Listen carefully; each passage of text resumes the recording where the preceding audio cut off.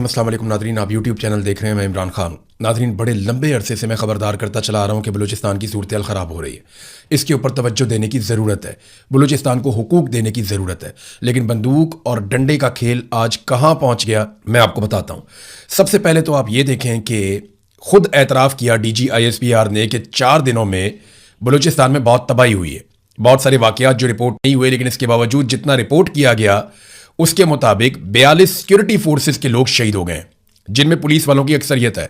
और उसके बाद भी वाकयात लगातार होते चले जा रहे हैं। जो सिविलियंस शहीद हो रहे हैं या उनके ऊपर अटैक हो रहे हैं वो अलग है। क्रिकेटर्स के ऊपर अटैक किया गया, उन्हें शहीद किया गया। इसमें कुछ लोग जो है वो अकलियत से उनका ताल्लुक था। फिर बच्चे जो हैं वो धमाकों के अंदर शहीद हो गए। तो लगातार वाकयात बढ़ते चले जा रहे हैं। बलूचिस्तान हाथ से निकल रहा है। तो अब मट्टी डालने के लिए मामले के ऊपर, या मामले को दबाने के लिए, या पॉलिटिकल फेवर लेने के लिए वजीर आजम को पहुंचाया गया बलूचिस्तान में। यानी वजीर आजम को, कुछ सियासतदानों को और जो कैबिनेट के लोग हैं उन्हें बलूचिस्तान में पहुंचाया गया। वजीर आला को बिठाया गया, वजीर आजम को बिठाया गया, साथ में फील्ड मार्शल आसिम मुनीर और बाकी लोग बैठे थे। देखें, ये जितने लोग बैठे हैं सारे इर्रेलिवेंट हैं। एक्चुअली बलूचिस्तान का एक एक फैसला वहां मौजूद मिलिट्री एस्टेब्लिशमेंट करती है। आसिम मुनीर साहब और उनके सबॉर्डिनेट्स जो हैं वो सारे के सारे बलूचिस्तान का फैसला करते हैं। सियासतदानों का इससे कुछ लेना देना नहीं है। अगर सियासतदान बलूचिस्तान का फैसला करते तो आज बलूचिस्तान की यह हालत ना होती। वहां पे जो हुकूमत बिठाई हुई है वो आसिम मुनीर साहब ने अपनी मर्जी से लाके भुट्टी को बिठाया फॉर्म 47 देकर। वो तो असली आदमी नहीं है, वो तो नकली आदमी है। इसी तरह शहबाज शरीफ जो है वो 17 सीटों के साथ उसे वजीर आजम पाकिस्तान बना दिया गया। तो इन लोगों को इकट्ठा किया गया ताकि हम दुनिया को बताएं कि ये हमारा पॉलिटिकल डिसीजन है। नहीं, ऐसा नहीं है। ना ये कोई जमहूरी फैसला है, ना कोई पॉलिटिकल फैसला है। होना वही है जो मिलिट्री एस्टेब्लिशमेंट ने बलूचिस्तान में करना है, और वो पीछे हटने के लिए तैयार नहीं है। अब उन्होंने एक कवर लिया है सियासतदानों को वहां ले जाने के बाद। और जिस आदमी का काम था मोहसिन नकवी, एक ताल्लुकदारी ने पाकिस्तान को इतना नुकसान पहुंचाया कि आप सोच नहीं सकते। ताल्लुकदारी की बुनियाद के ऊपर यह शख्स पंजाब का वजीर आला बना। इसने पंजाब का बेड़ा गर्क कर दिया। पंजाब की जो रवायात है उनको पामाल करके रख दिया, सत्यानाश कर दिया। पूरी ब्यूरोक्रेसी का, पूरे सिस्टम का, पूरा इलेक्शन चोरी कर दिया इसने। इसको ताल्लुकदारी की बुनियाद के ऊपर पाकिस्तान का सबसे मकबूल खेल है क्रिकेट, PCB का चेयरमैन बना दिया इसने। क्रिकेट भी तबाह बर्बाद कर दी, कुछ हमारे पल्ले नहीं छोड़ा। फिर ताल्लुकदारी की बुनियाद के ऊपर इस शख्स को वजीर दाखिला बना दिया गया। सेनेटर बनाने के बाद इसने पाकिस्तान की दाखिला सूरत हाल ऐसी कर दी है कि आज पूरे पाकिस्तान में आग लगी हुई है, और वो आग फैलती फैलती आजाद कश्मीर तक पहुंच गई है। दहशतगर्दी रिकॉर्ड होती चली जा रही है, बढ़ती चली जा रही है, लगातार बढ़ती चली जा रही है, और उसका सद्देबाब करने के लिए कोई मौजूद नहीं है। और यह शख्स आज भी वजीर दाखिला है। अब यह वजारत खारजा के अंदर मुंह मार रहा है। अब ये जाकर वहां अक़वाम मुत्तहिदा में मीटिंग्स कर रहा है, कभी इस मुल्क में, कभी उस मुल्क में। तो अब वजारत खारजा का भी बेड़ा गर्क होने लगा। यह बात आप लिख कर रख लें कि ताल्लुकदारी की बुनियाद के ऊपर यह बंदा जिस महकमे के अंदर, जिस इदारे के अंदर, जिस शोबे के अंदर गया, उसका इसने बेड़ा गर्क कर दिया। और इसके वहां पे सस्टेन करने के पीछे सिर्फ एक वजह रहती है कि इसके फील्ड मार्शल आसिम मुनीर के साथ ताल्लुकदारी है, बस, और कुछ भी नहीं है। अब बलूचिस्तान के हालात बदतरीन होते जा रहे हैं। जब वजीर आजम वहां पे पहुंचा तो तोहफा पता क्या मिला वजीर आजम को? चागी शहर के ऊपर दहशतगर्दों ने कब्जा कर लिया। बाकायदा मनाजिर मौजूद है, वीडियोज मौजूद है, तस्वीर मौजूद है। मैं ये देख रहा था अभी सारा।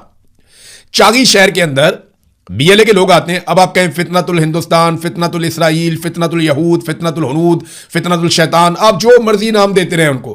भाई BLA है, वो शहर के अंदर आ गई और उन्होंने आकर पूरे शहर पे कंट्रोल कर लिया। बैंक उनके कंट्रोल में चले गए, पुलिस उनके कंट्रोल में चली गई, सरकारी महकमे इदारे सारे उनके कंट्रोल में चले गए, और वो वहां पे दंदनाते रहे। थोड़ी देर के लिए नहीं, बहुत देर तक के लिए। और उन्होंने कंट्रोल कर लिया सारा का सारा चागी शहर। ये जरा देख लें आप हुआ क्या। सैकड़ों की तादाद में मुसल्लह अफराद ने चागी शहर में दाखिल होकर पूरे शहर को अपने कंट्रोल में ले लिया। सरकारी दफातर, बैंक, पुलिस थानों पर मुसल्लह अफराद ने कंट्रोल कर लिया। तहसील चागी में मुसल्लह अफराद का पुलिस थाने पर हमला भी हुआ। मुसल्लह अफराद ने पुलिस थाने को नजर आतिश कर दिया और एम्बुलेंस अपने साथ लेकर चले गए। थाने में मौजूद रिकॉर्ड और सरकारी गाड़ियों को भी नजर आतिश कर दिया गया। मुसल्लह अफराद की जानिब से मुख्तलिफ मुकामात पर नाकाबंदी भी की गई और आने जाने वालों को चेक भी करते रहे, स्नैप चेकिंग। यह है नादरीन चागी की सूरत हाल। वजीर आजम को ले जाके कोयटा के एक बंद कमरे में बैठा दिया कि जनाब जो हमने गंद मारा है ना, उसके ऊपर जरा आप सियासी लेपापोती कर दें, उसके अलावा और कुछ नहीं है। चागी वो जगह है, हमें इसलिए याद है कि यहां पाकिस्तान ने एटमी धमाके करके चागी के पहाड़ों में पूरी दुनिया को पैगाम दिया था कि अब हम एक एटमी कुव्वत है। और उसी चागी पे आज दहशतगर्द कंट्रोल कर रहे हैं। उनके कब्जे में आप जो मर्जी करें, यहां लटक जाए, उल्टा लटक जाए, कुछ भी करें, वह उनके कंट्रोल में गया। और वो अपनी मनमानी करने के बाद वहां से वापस गए और कोई उन्हें रोकने के काबिल नहीं था। किसी ने उनके सामने मुजाहमत नहीं की। यह है नाज़रीन सूरत-ए-हाल। अब वो कहता था एक एसएचओ की मार है। आसिम मुनीर साहब का जो ताल्लुकदार है मोहसिन नकवी, वो उनका अजीज है, वो कहता है जी एक एसएचओ की मार है। दहशतगर्द वजीर आजम भी आपने वहां पहुंचा दिया, आर्मी चीफ भी आपने वहां पहुंचा दिया, और आज ही के दिन में चागी शहर के ऊपर दहशतगर्द दंदनाते फिर रहे थे, उनका वहां पे कंट्रोल था। कितनी अफसोसनाक सूरत हाल है। सरदार अख्तर मेंगल साहब ने कुछ इंकशाफात किए। एक तो सरदार अख्तर मेंगल ने इस्तीफा दे दिया कौमी असम्बली की सीट से, और ना सिर्फ इस्तीफा दिया बल्कि अपनी सारी मुराद और तनख्वाहें वापस की उन्होंने। ये कुछ 78,92,725 रुपए का चेक लिखकर उन्होंने हवाले किया वहां पे असेंबली में कि जनाब ये आप पैसा वापस ले लें और मैं अब इस असेंबली का रुकन नहीं हूं। उन्होंने इनकार कर दिया। तो नाज़रीन हालात यहां तक पहुंच गए हैं। पहले अख्तर मेंगल साहब की आप बात सुने। अख्तर मेंगल साहब ने 2 स्टेटमेंट दिए और दोनों स्टेटमेंट जो हैं वो बड़े खौफनाक हैं। एक तो उन्होंने इंकशाफ किया कि बलूचिस्तान के हर शहर में डेथ स्क्वाड बना दिए गए हैं जिनको बाकायदा सरकारी असलहा और बगैर नंबर प्लेट के गाड़ियां फराम की जाती हैं। इन गाड़ियों पर डेथ स्क्वाड पाकिस्तान का झंडा लगाकर कार्रवाइयां करते हैं। क्या असेंबली में इस डेथ स्क्वाड के बारे में आज तक किसी ने बात की है? ये अख्तर मेंगल साहब ने ऑल पार्टीज कॉन्फ्रेंस के अंदर ये भी खिताब किया था, ये भी बात की थी। इन्होंने एक वाकया सुनाया, मैंने वो वाकया सुना, मेरा दिल हिल गया। मैं बहुत परेशान हो गया था कि इस किस्म का जुल्म हुआ है बलूचिस्तान में। वक्त कम है लेकिन इसके बावजूद ये वाकया आपको सुनना चाहिए और जरूर सुनना चाहिए, क्योंकि इससे आपको पता चलेगा कि दहशतगर्द बनते कैसे हैं और उनकी तादाद बढ़ती कैसे है। अख्तर मेंगल साहब बताते हैं कि खुजदार का इलाका है जहरी, वहां पे सरदार नसीर हैं, वो बहुत बड़े सरदार हैं वहां के। उनके घर पे सिक्योरिटी फोर्सेज आती हैं। आने की वजह यह है कि करीबी उनके ऊपर एक अटैक होता है और वो वहां से चलते हुए सरदार साहब के घर तक आ जाते हैं। अब आगे की कहानी जरा आप उनके मुंह से सुने कि उनके साथ हुआ क्या।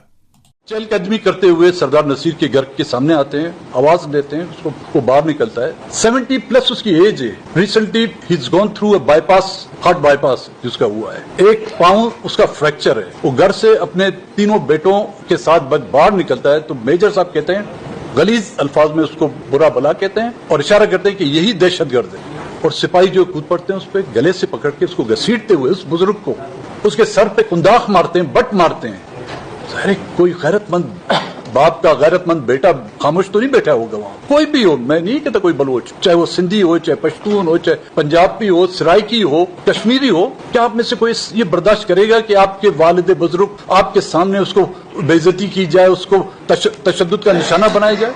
वो बेटा जज्बाती होता है तो उस मेजर के गिरेबान में पकड़ता है, फायर करते हैं, बाप के सामने बेटे को शहीद करते हैं, उसकी लाश को घसीटते हुए गाड़ी में डालते हैं, उसके ज़ईफ वालिद को जो है गाड़ी में डालते हैं, उसके 2 दूसरे भाई वो और ले जाके स्कूल में इनको बंद करते हैं। गांव के लोगों को पता चलता है, वो इकट्ठे होते हैं कि जी ये क्या जाती कर रहे हैं आप। उन पे मोटर फेंक दिए जाते हैं जिसमें खवातीन जख्मी होती हैं। लाश भी ले जाते हैं, उस सरदार को भी ले जाते हैं। बहुत कोशिश के बाद रात को सरदार को छोड़ देते हैं और सुबह उसको इतला करते हैं कि आओ अपने बेटे की लाश ले जाओ। ये फलस्तीन में सुना होगा ना, कश्मीर में सुना होगा, लेकिन बलूचिस्तान में आप लोगों ने देखा भी नहीं होगा, सुना भी नहीं होगा। पाकिस्तान का सबसे पसमानदा सूबा कौन सा है? बलूचिस्तान। पाकिस्तान में सबसे पसमानदा इलाके किस सूबे में? बलूचिस्तान में। जिन जगहों पे हमले हो रहे हैं वो इलाके तरक्की याफ्ता है या पसमानदा है? इंतहाई पसमानदा है। तो पसमानदा तरीन इलाकों में होने वाली कार्रवाइयों को डीजी ISPR ये कैसे कह सकते हैं कि दुश्मन से पाकिस्तान की तरक्की हजम नहीं हो रही? भाई तरक्की तो आप सारी DHA में कर रहे हैं, तरक्की तो सारी हो रही है PIA की प्राइवेटाइजेशन में, तरक्की तो सारी हो रही है एयरपोर्टों की फरोख्त के अंदर, तरक्की तो सारी हो रही है उन जगहों पे जहां पे बड़े बड़े रकबे लिए हुए हैं बड़े बड़े ताकतवर लोगों ने और वहां पे पानी की नहरें ले जाई जा रही हैं। सिंध का पानी जो है वो बेच दिया गया, रेगिस्तानों में पहुंचा दिया गया, और अब पीपल्स पार्टी कहती है जनाब कि हम मरसू सिंध ना देसूं, और उसके ऊपर कह रहे हैं जी हम सिंध के पानी के लिए तहरीक चलाने वाले हैं। आसिफ अली जरदारी ने 6 नहरों के मामले में सिंध का पानी बेच दिया था। सिंध का हारी जो है वो ये बात अच्छी तरह अपने पल्ले बांध ले कि जरदारी ने अपने बेटे की इक्तदार के लिए और अपनी सदारत के लिए सिंध का पानी बेच दिया था। अब आप उल्टे लटक जाएं, सीधे लटक जाएं, जो मर्जी आप करें, पानी तो सिंध का इन्होंने बेच दिया और वो अब रेगिस्तानों में ही जाएगा। नहरें मुकम्मल होंगी और रेगिस्तान सैराब होंगे, जबकि सिंध का हारी पानी के लिए तरसेगा और बाकी पानी आपका भारत रोक रहा है और उससे पानी छुड़ाने का आपके पास अभी तक कोई फॉर्मूला नहीं है, ना कोई संजीदगी दिखाई देती है। तो नाज़रीन, पुलिस के लवायकीन यानी जो पुलिस वाले शहीद हुए उनकी लाशें सड़कों पर रख के बैठे हुए हैं। यह पहली दफा हो रहा है और ये इंफॉर्मेशन आ रही है कि पुलिस वाले ड्यूटी करने से इनकार कर रहे हैं कि यार हम बुज़दिल नहीं है, हमें ड्यूटी करनी है तो कम से कम हमें सहूलत तो दो ड्यूटी करने के लिए। वहां से मादनियात उठाकर ले जाते हैं बलूचिस्तान से, तेल की स्मगलिंग वहां से चल रही है, मंशियात की स्मगलिंग और कारोबार वहां पे चल रहा है। सारे लोग मुनाफा बना रहे हैं और बर कौन रहा है? मकामी बलूच, चाहे वो पश्तून है चाहे वो बलूच है, उसका कत्लेआम हो रहा है वहां पे। और इक्तदार के ऊपर बिठा दिए जाली लोग, जैसे हमेशा से बिठाए जाते हैं। मौलाना इसहाक का मैं एक स्टेटमेंट बहुत वायरल हो गया आजकल, और मैं वो सुन रहा था, बहुत सारी जगहों पे लोग लिख रहे हैं मौलाना मोहम्मद इसहाक बहुत बड़े आलिम दीन, बहुत बड़े आलिम दीन। उन्होंने एक बात कही थी, उन्होंने कहा जी शिर्क के बाद सबसे बड़ा जुर्म जबरदस्ती हुकूमत पर कब्जा करना है। ये इतना बड़ा जुर्म है जो पाकिस्तान में मिलिट्री एस्टेब्लिशमेंट ने मौजूदा हुक्मरानों के साथ मिलकर कर लिया। तो चले, इन्होंने ये जुर्म किया है ना, तो ये सजा भी भुगतेंगे, इस दुनिया में भी भुगतेंगे और अल्लाह रब्बुल इज़्ज़त भी इनसे जवाब मांगेंगे। देखिए आज फातिमा जिन्ना का, हमारी मादरे मिल्लत हैं, कौम की माँ फातिमा जिन्ना, आज उनका यौम वफात है। किन हालात में वो दुनिया से गई? बहुत से लोग कहते हैं कि उन्हें कत्ल कर दिया गया, उन्हें टॉर्चर किया गया था। फातिमा जिन्ना को भी एक जर्नैल ने अपने जाती इक्तदार, मफाद और फायदे के लिए मुल्क का गद्दार करार दिया था। जनरल अयूब ने कहा था कि फातिमा जिन्ना पाकिस्तान की गद्दार है। ये मुस्लिम लीग नून वाले जो हैं, ये आजकल उनकी जमात के बड़े ठेकेदार बने हुए हैं। ये लोग एक कुतिया के गले में लालटेन डाल के फिर आते थे और ये कहते थे कि जनाब ये जो है ना फातिमा जिन्ना है, क्योंकि लालटेन फातिमा जिन्ना का इंतखाबी निशान था। बाद में जब फातिमा जिन्ना इस दुनिया से चली गई तो बाद वाले जर्नैलों को अपने जाती मफाद के लिए याद आया कि ये तो मादरे मिल्लत थी, फिर उनका नाम मादरे मिल्लत रख दिया गया। यानी पहले उन्हें गद्दार करार दिया गया, उनकी जिंदगी में उन पर तशद्दुद किया गया, ज़हनी टॉर्चर किया गया, उन्हें गद्दार करार दिया गया, उनकी तौहीन की गई, और जब वो दुनिया से चली गई तो बाद में आने वाले जर्नैलों ने कहा ये मादरे मिल्लत है। तो अपने फायदे के लिए ना इन्होंने कल को इमरान खान को भी कोई बहुत बड़ा लकब दे देना है, आने वाले जर्नैलों ने। आज वाले जर्नैल तो इमरान खान को गद्दार करार दे रहे हैं, मार रहे हैं, जुल्म कर रहे हैं, तशद्दुद कर रहे हैं, कैद तन्हाई में रखा हुआ है, वो हार नहीं मानता इनसे। और आने वाले जर्नैल याद रखिएगा, वो अपने मफाद के लिए ना उस वक्त जो उनका मफाद होगा वो कहेंगे जी इमरान खान जी बड़ा नेशन का ये था वो था, वो बहुत बड़े बड़े अलकाबात दे देंगे। जिसे मोहसिन पाकिस्तान कहा गया, डॉक्टर अब्दुल कदीर खान, उसको इन्होंने ऐसा निशाने इबरत बनाया कि वो कहता था यार मुझे दुख है कि मैंने इनके लिए काम क्यों किया। जर्नैलों ने ही किया उसके साथ भी, परवेज मुशर्रफ ने और उसके साथ जो दूसरे जर्नैल थे उन्होंने मिलकर ये घटिया खेल खेला था। तो घटिया खेल तो नाज़रीन ये खेल रहे हैं और कई दहाइयों से खेल रहे हैं। कश्मीर की सूरत हाल देखें ना, वो कितनी खराब हो गई। वहां पे जो बंदा भी वोट मांगने जाता है, आवाम उसकी धुलाई कर देती है। ये एक नहीं कई वाकयात हो चुके हैं, कई जगह पे लोग जाते हैं, अभी बचत हो रही है, लेकिन जैसे जैसे इलेक्शन करीब आएगा आपको चीजें नजर आएंगी।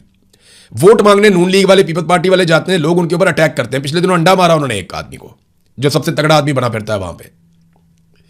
लोग बहुत गुस्से में हैं, वो धुलाई कर रहे हैं, वो भगा देते हैं कि वोट मांगने आए हो बेशर्मो। अगर आपको आईने में अपनी शक्ल अच्छी नहीं लगती तो अपनी शक्ल ठीक करें। आप आईने को क्यों तोड़ते हैं? आप हमसे क्यों लड़ते हैं? इसी तरह अहमद फरहाद से पूरा जोर लगा रहा है निजाम, वहां पे बैठ गए जनाब एक वीडियो बना दो, एक वीडियो बनाओ जिसमें आप ज्वाइंट अवामी एक्शन कमेटी को बुरा भला कहो और इन सारी चीजों को गलत करार दो तहरीक को। लेकिन अहमद फरहाद ऐसा नहीं कर रहा, उस पर बहुत दबाव है, बहुत दबाव है। आप सोच नहीं सकते ये किस तरह दबाव डालते हैं और कितना दबाव डालते हैं, आपकी फैमिलीज तक को वल्नरेबल कर देते हैं। बहुत तकलीफ होती है उस वक्त, मैं इसको समझता हूं। तो अहमद फरहाद साहब के लिए और रज़ी ताहिर साहब के लिए आवाज उठाइए। मैंने फातिमा जिन्ना का जिक्र किया ना, तो जाते जाते मैं बताऊं आज भी जर्नैल वही खेल खेल रहे हैं। आज भी यास्मीन राशिद जो एक माँ की तरह वो जेल में बंद है। आलिया हमजा, उन्होंने एक बड़ा शानदार जो है वो थप्पड़ भेजा जेल से मरियम नवाज के गाल पे। वो मैं आपको अगले वीलॉग में बताऊंगा कि आलिया हमजा ने कैसा मुंह तोड़ जवाब दिया मरियम नवाज को। नेक्स्ट वीलॉग में आपको बताता हूं। अब तक के लिए इतने, अपना ख्याल रखिएगा, अपने चैनल का भी